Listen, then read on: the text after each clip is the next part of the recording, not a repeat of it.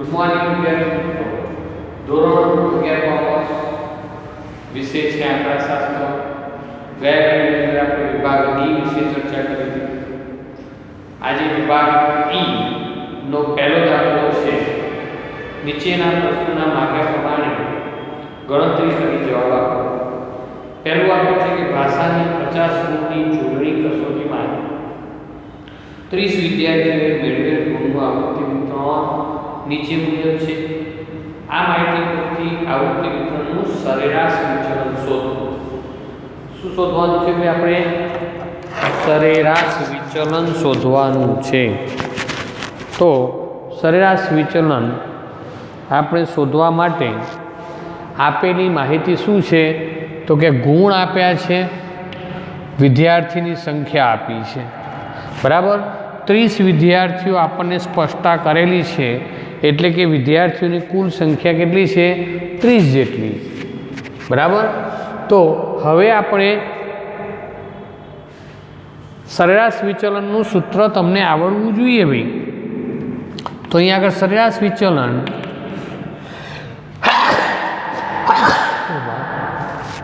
MD બરાબર, જ્યારે વર્ગો આપ્યા હોય ત્યારે ખાસ ધ્યાન રાખજો કે અહીં આગળ sigma F માનાંકમાં xi minus x બાર માનાંક પૂરો અપોનેન્ટ, આવું સૂત્ર થાય છે. બરાબર, તો વિદ્યાર્થી મિત્રો અહીં આગળ આપણે આ સૂત્ર અનુસાર મારે શેની જરૂર પડે છે? તો F ઇન્ટુ માનાંક xi માઇનસ x બાર. તો આ કિંમત શોધવા માટે સૌ પ્રથમ મારે x બારની જરૂર પડશે. તો x બાર માટે અહીંયા આગળ પહેલાં તો વર્ગ આપ્યા હોય ત્યારે મધ્ય કિંમત x શોધવી પડે. તો આપેલા વર્ગમાંથી ઉર્ધ્વ સીમા અને અધર સીમાનો સરવાળો ભાગ્યા 2. તો 16 અને 12 28ના ભાગ્યા 2 કરો, 14 આવશે. 17 અને 21 એટલે કે અહીંયા કેટલા થશે? 38 ના અડધા ભાગ્યા 2 કરીએ એટલે કે 19 થશે. 22 અને 26 તો કેટલા થશે? 48 એના અડધા 24 કરવાના. 27 ને 1 28 ને 30 58 ના અડધા 29. આ બંનેનો સરવાળો 64 ને 4 68. તો 68 ના અડધા આપણે કરીશું તો કેટલા થશે? 34 દુ 68. બરાબર, તો વિદ્યાર્થી મિત્રો જોઈએ કે આ આપણને અહીંયા શું મળ્યું? કે મધ્ય કિંમત મળી. મધ્ય કિંમત મળ્યા બાદ હવે આપણે શું શોધવાનું? fx શોધવાનું. કારણ કે fx શોધીએ તો જ આપણને x બાર મળશે. x બારનું સૂત્ર છે સિગ્મા fx ઇન્ટુ n. બરાબર, ચલો તો fx માટે આપણે બંનેનો ગુણાકાર f આ f છે તો 14 દુ 28 19 તરી 57. બરાબર, 24 ગુણ્યા 14 તો અહીંયા આગળ 24 ગુણ્યા 14 કરીએ 336. 29 ગુણ્યા 8 232 અને 34 ગુણ્યા 3 ગણીએ તો 102 આવે. ચલો, બરાબર, આનો સરવાળો કરી દો. તો સરવાળો કેટલો થશે? 28 57 336 232 102. તો 755 આપણને અહીંયા મળે છે. બરાબર છે. સારું, હવે જુઓ કે અહીંયા આગળ આપણે સિગ્મા fx મળ્યો 755. n બરાબર 30 આપેલા છે, તો આના બરાબર આપણને મધ્યક મળશે. તો 755 ભાગ્યા 30 કરવું 25.166. આને લગભગ 2 પોઈન્ટમાં બનાવી દઈશું. 25.67 17, ત્રીજો આંકડો 5 કરતાં મોટો હોય તો તેને આગળના આંકમાં 1 ઉમેરી દેવાનો. ચલો હવે અહીંયા આગળ એક્સ બાર મને મળ્યો, મારે એક્સઆઈમાંથી એક્સ બાર બાદ કરવાનો છે. તો એક્સ બાર બરાબર 25.17 આપેલા છે, બરાબર છે. તો આ 25.17 પ્રમાણે હું બાદ કરતો જઈશ. શેમાંથી? એક્સઆઈમાંથી. એક્સઆઈ એટલે આ મધ્ય કિંમત. તો 14માંથી 25.17 હું બાદ કરું તો મને કેટલા મળે છે? 11.17 મળે છે. 19માંથી 25.7 બાદ કરું. જુઓ અહીંયા આગળ હું એક્સઆઈ માઇનસ એક્સ બારની કઈ કિંમત મેળવું છું? માનાંક કિંમત. એટલે માઇનસ નિશાની આવશે નહીં. આ બાબતને ખાસ ધ્યાન રાખજો. તો 19માંથી જ્યારે હું 25.17 બાદ કરીએ 6.17 આવે છે. 24માંથી 25.17 હું બાદ કરું 1.17 આવશે. પછી 29માંથી 25.17 બાદ કરીએ 3.83 આવે છે. અને 34માંથી બાદ કરીએ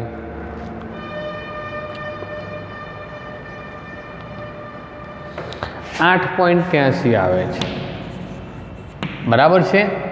તો હવે આનો આપણે શું કરવાનું છે? હવે મારે જરૂર છે એફના ગુણાકારની માનાંકની સાથે. તો હજુ એક આવશે કે એફ ઇન્ટુ માનાંકમાં એક્સઆઈ માઇનસ એક્સ બાર માનાંક પૂરો. એનો મતલબ કે આને એફ સાથે ગુણાકાર કરવાનો, બરાબર. આનો ગુણાકાર આની સાથે 11.17 ને 2 વડે ગુણું તો મને મળશે 22.34. 6.17 ને 3 વડે ગુણીએ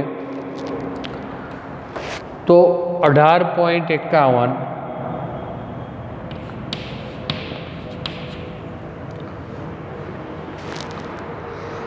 અને 1.17 ને 14 વડે ગુણું તો આવે છે 16.38. 3.83 ને 8 વડે ગુણીએ 30.64. 8.83 ને 3 વડે ગુણો 26.49. બરાબર. આનો સરવાળો આપણે કરવાનો છે અને જરૂરિયાત આની છે આપણને, બરાબર છે. તો આનો સરવાળો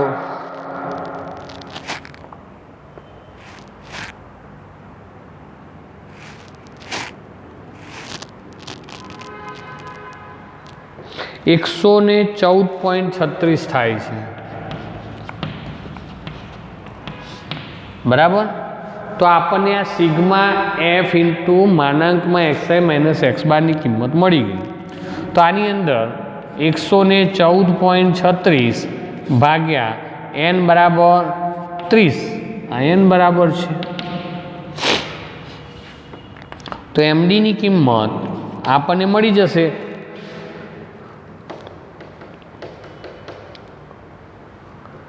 3.81. પાછળ એકમ લખવું હોય તો લખવાનો ગુણ, બરાબર. તો આ રીતે આપણે વિદ્યાર્થી મિત્રો સરેરાશ વિચલન વર્ગો આપ્યા હોય ત્યારે જરૂર આપણને આની પડે છે તો એ પ્રમાણે શોધી શકાય.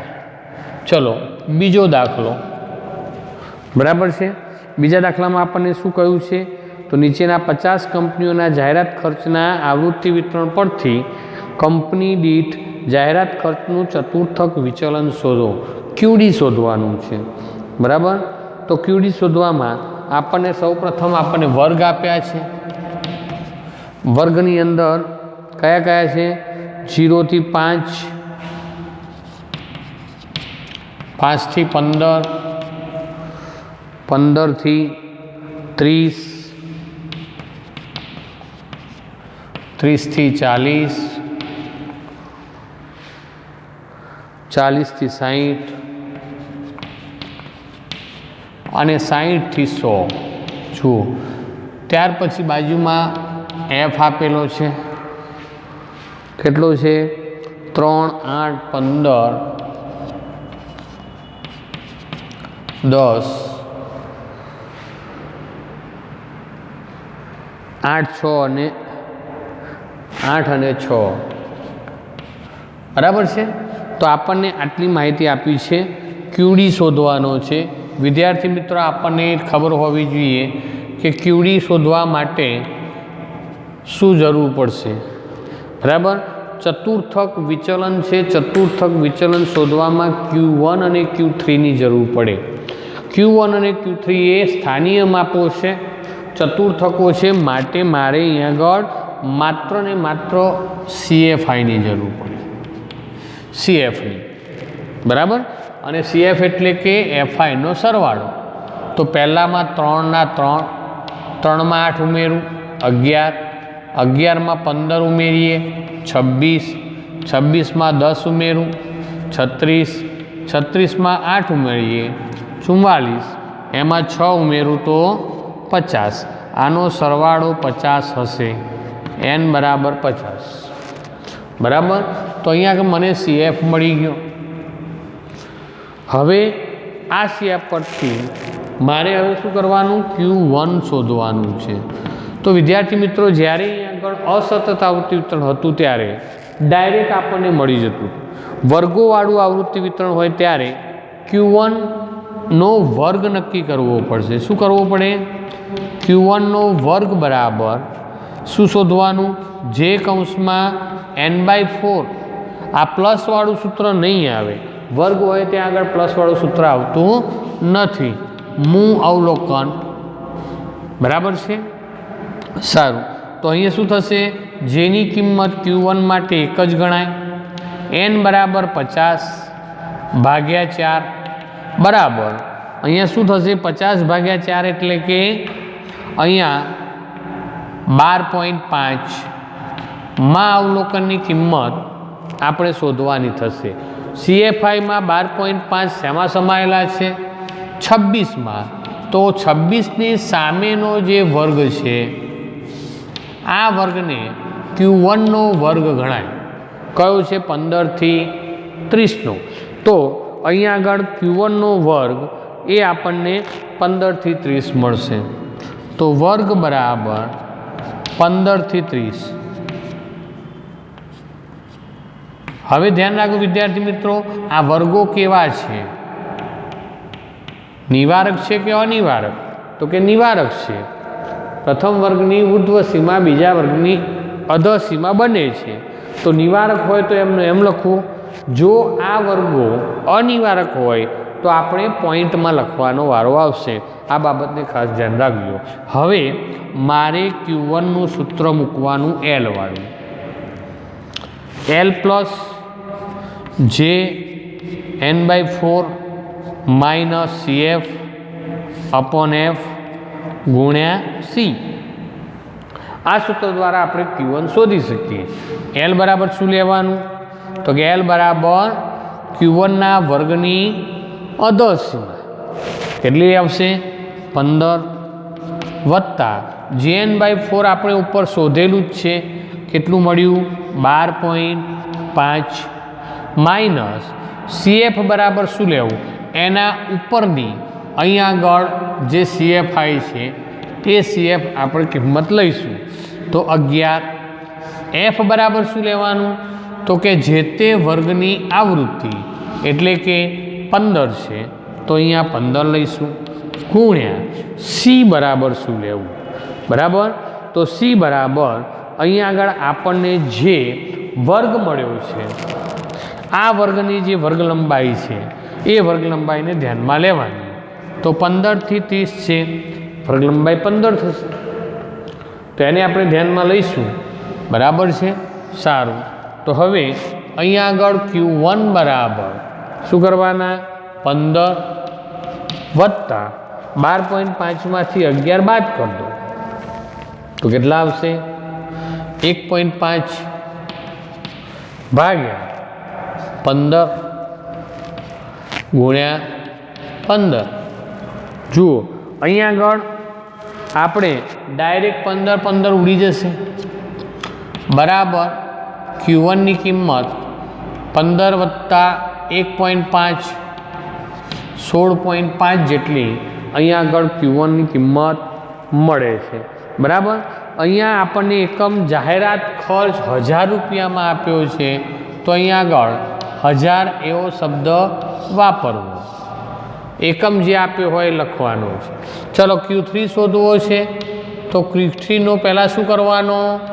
વર્ગ નક્કી કરવાનો. જ્યારે વર્ગ આપ્યા હોય ત્યારે તો Q3 નો વર્ગ બરાબર શું લખવાનું?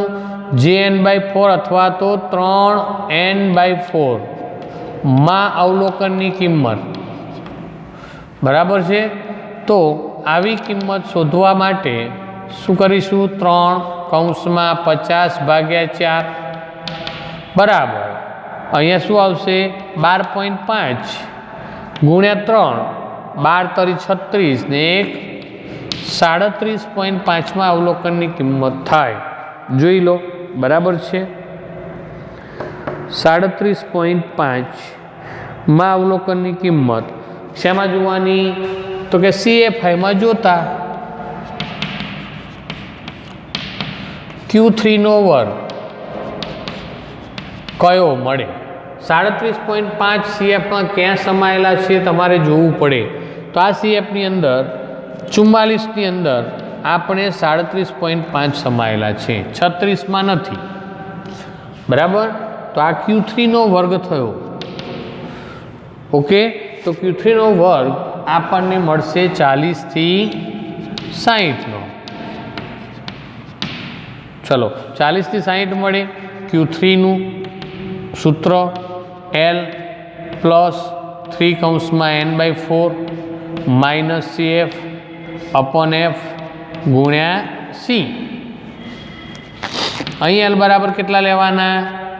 તો કે છે અધર સીમા 40 વત્તા 3N/4 આપણે શોધી જ કાઢ્યા છે, ફરી શોધવાની જરૂર નથી. 37.5 માઇનસ CF બરાબર શું લેવું?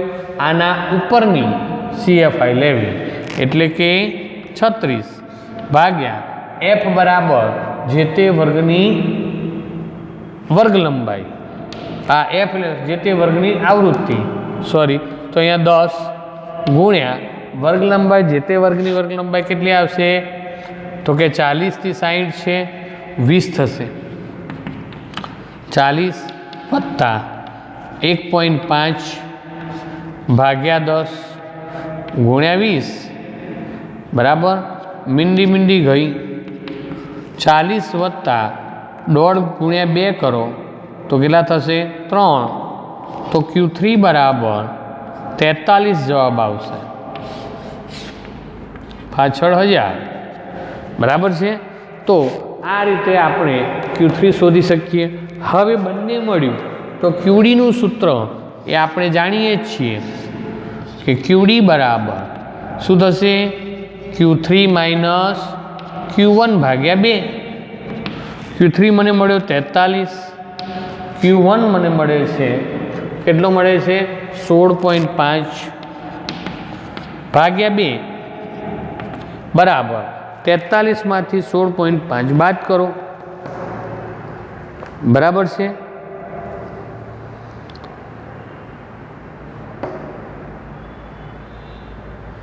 એક મિનિટ. હા, જે તે વર્ગની આવૃત્તિ કેટલી આપણે આવૃત્તિ 8 આપી છે. સોરી, અહીંયા 8 આવે છે બરાબર.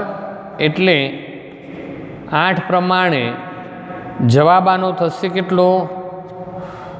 તો કે 15 દુ 30 ભાગ્યા 8 કરી દો એટલે સીધો મને જવાબ મળે છે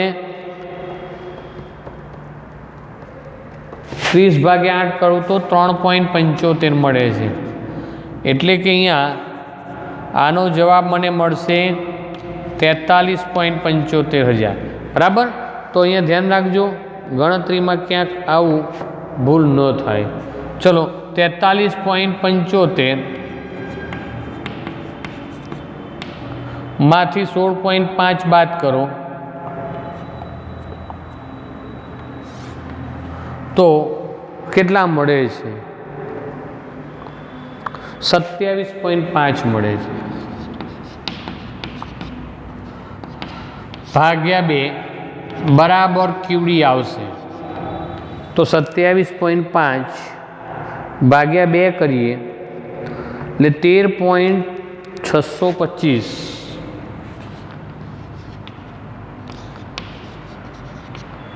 બરાબર.